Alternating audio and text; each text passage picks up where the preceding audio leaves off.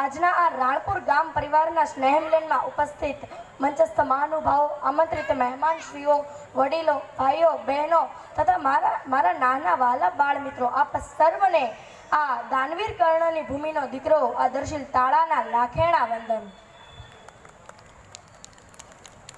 મને આનંદ છે, અરે હા કેમ ના હોય, અતિ આનંદ છે કે મારો પરિવાર આજે એક જગ્યાએ એક સૂત્રતામાં જોવા મળી રહ્યો છે.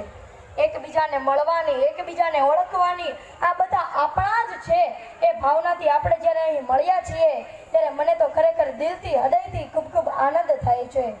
અને મને આજના આ કાર્યક્રમમાં બોલવાની તક આપી છે એવા આજના આ કાર્યક્રમના પ્રમુખ શ્રી દિનેશભાઈ ઉંધાડ અને તેમના આગેવાનોના પણ શ્રી ચરણોમાં વંદન. અને મારે તમને આજે કંઈક કહેવું છે, એટલે હું તમને સલાહ કે કંઈક ઉપદેશ આપી શકું એટલો મોટો પણ નથી, છતાં પણ આજના આ ગામ પરિવારના પ્રસંગે મારે થોડીક વાતો કરવી છે.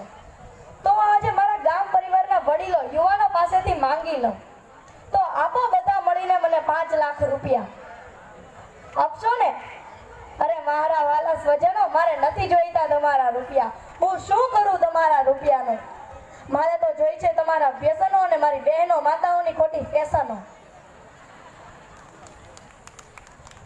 મેં મારી આ નાનકડી ઉંમરમાં સાંભળ્યું છે કે આ વ્યસનોના કારણે કંઈક યુવાનોની જિંદગી બરબાદ થઈ ગઈ છે અને આ ખોટી ફેશન, ખોટા ખર્ચાના કારણે કંઈકના ઘર ભાંગતા સાંભળ્યું છે મેં.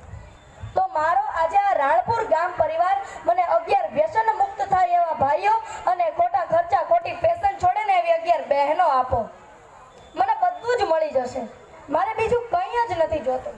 પણ હા, આજે હું પણ તમને કંઈક આપવા માંગુ છું. જોઈએ છે ને તમારે? તો લો, આજે હું વડીલોની સાક્ષીએ કહું છું કે હું બિનજરૂરી મોબાઈલ નહીં જોઉં. હું મારા માતા પિતાની આજ્ઞાનું પાલન કરીશ. હું સ્કૂલમાં દેખાદેખીમાં કોઈનો વધાર નહીં કરું. હું મારા ગામ પરિવાર, મારા સમાજ, મારા કુટુંબની ઇજ્જત આબરૂને કોઈ લાંછન લાગે ને એવું પગલું નહીં ભરું.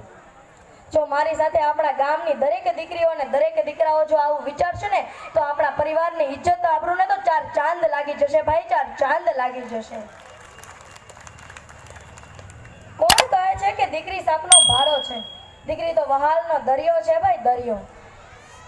અરે હું ભૂલી ગયો, ઘણો સમય થઈ ગયો છે, પણ મને જરા પેલા 11 ભાઈઓ બહેનો આપો કે જે ખોટા વ્યસન છોડે અને ખોટા ખર્ચા છોડે. છે કોઈ તૈયાર? તૈયાર હોય તો હાથ ઊંચો કરો. કોઈ નથી, તમારી મરજી. પણ આ ભાઈ માટે એકવાર જોરદાર તાળીઓ.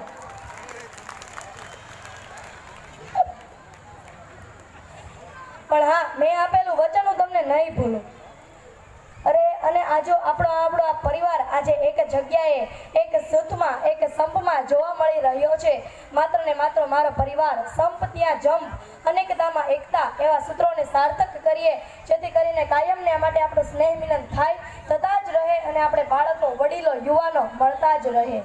બસ ખૂબ ખૂબ આનંદ સાથે ફરી એકવાર આપ સર્વોના શ્રી ચરણોમાં વંદન સાથે માફી માંગુ છું કે કદાચ મારાથી નાના મોટે મોટી વાત થઈ ગઈ હોય તો માફ કરજો. અને હા, વાત સાચી લાગી હોય ને તો સ્વીકારી લેજો. ધન્યવાદ. જય હિન્દ, જય ભારત.